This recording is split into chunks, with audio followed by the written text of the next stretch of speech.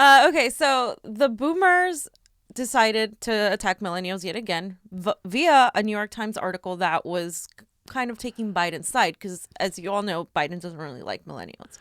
So Biden has said many times that millennials are lazy, that they're entitled. Give me a break. I have no sympathy for you. And to me, after reading this, it's one of the most entitled things you can say. Being a boomer, and this isn't again to attack all boomers because we get a lot of people who are like, oh, not all boomers are like this. Warren And blah, Steiner blah, gets blah. mad at Like, me and when I say this that isn't. stuff. Yeah.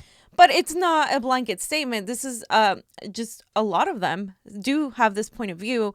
And this guy said, I'm 60, and I say to the millennials, put down the Facebook, Twitter, avocado toast, influencer, blogs, and vote. Save the snark for your elders. We have much experience, writes a reader on Brett Stevens' Dear Millennials. The feeling is mutual.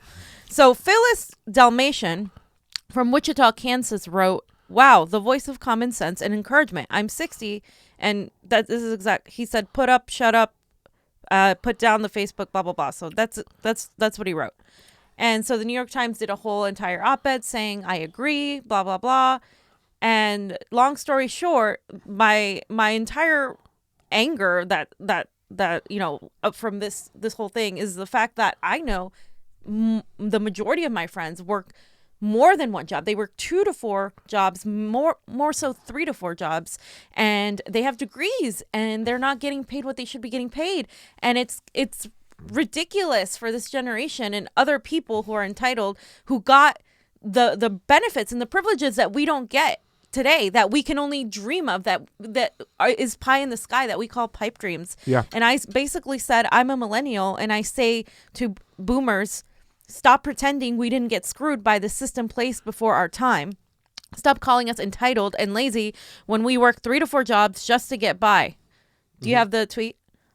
You got the free things that for us are pipe dreams. Put down the mainstream media and listen to us for once.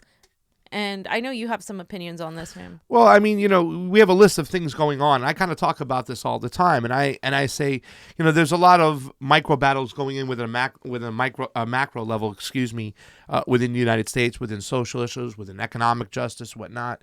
But a lot of the game is rigged for the older generation to keep their money, to profit off their money. We didn't have the same chances of them, and I talked about this going on the road and meeting you guys and seeing a lot of millennials during the Bernie campaign. I was just like, wow, I was blown away.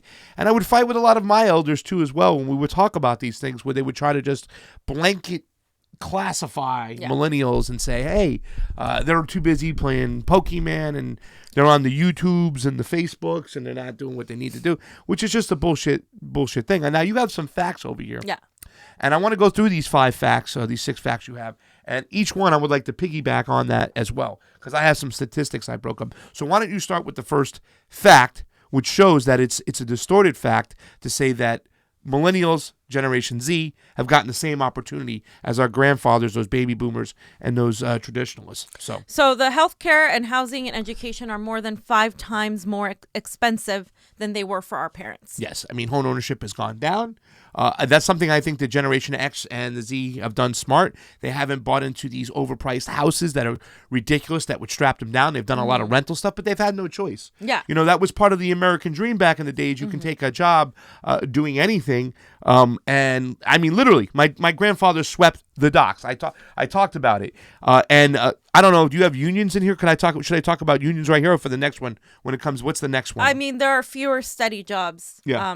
Which is another thing. That's a fact. And you talk about unions, and the unions have shrunk. Yeah. Well, look at this. In the 1950s, the 1960s, about 25% of the nation had a union job. 1/4 of the union had a union job. And in 1983, when Ronald Reagan started coming in, it was down to 20.1. In 2013, it was down to 11.3. And now it's creeping to almost under 10% for union jobs in America, which means simply we didn't protect workers in this country. Yep. And our generation just got it right on the nose. Like I said, my grandfather swept the docks. He was able to buy a house, put 4 kids through college. Today, fam, if you sweep the docks, you're probably homeless. Oh, yeah, you're homeless. And by the way, a lot of people who are homeless or who live in their cars have full-time jobs where they work over 40 hours a week, by the way. So obviously something is amiss. We have the wages have stagnated since the 1970s.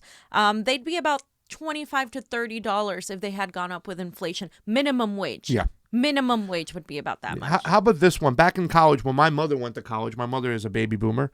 She's at the end of the beginning of the baby boomers, traditionalist right over there. But you can get a summer job when she went to college, and you can pay for a whole year of tuition with that summer job. Nowadays, you need 18 summer jobs if you can even get one. 18. I mean, so that's really, to tell you the truth, about when we talk about a crisis, fam. The housing crisis is very, very important, but also we got to look at the education crisis, the student debt crisis. It's out of control. So not only have they were giving pretty much education was free for our parents. Nowadays they're putting actual handcuffs, and balls and chains on students nowadays when they get out and slap them with debt. So. Exactly. And then people also have more, people now have Social Security, elderly people over 65. That's socialized medicine. Yep. So I'm just wondering where the outrage comes when it's Medicare for All is called socialism. Where is that coming from? Because our elderly are being taken care of, but in general, we're seeing even Social Security diminish. Yeah. By the time we are old, we're not going to have Social Security for us. Yeah, there's a great group of senior citizens right now, people who are dying. They don't have the proper means to die. It's starting to happen. Another crisis that's coming on. But when you talk about, the other generation, here's another sense. When we go out and we buy something, the tax we pay, every money we make at our jobs, the tax we pay is around 20-25%.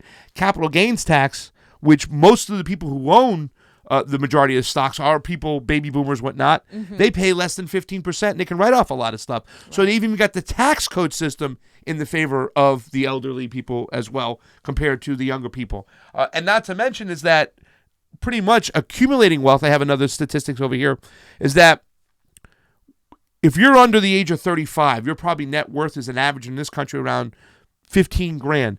If you're above 65 to 74, your average net worth might be around 224 grand. They were able to save money. Okay, their expenses of life, their housing, the food, their milk, everything they bought was a lot cheaper than what we're paying today. We're paying like 35% of our salaries now right on rent, where they were paying under 20%. And that's also like, it's an average, but most people I know don't even have that. Yeah. Literally nothing.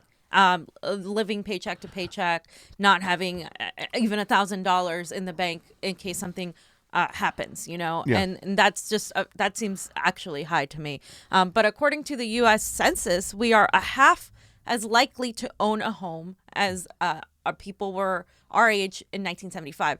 So that's another thing that you kind of went over. And then so we've also taken at least 300% more student debt than our parents. Yeah.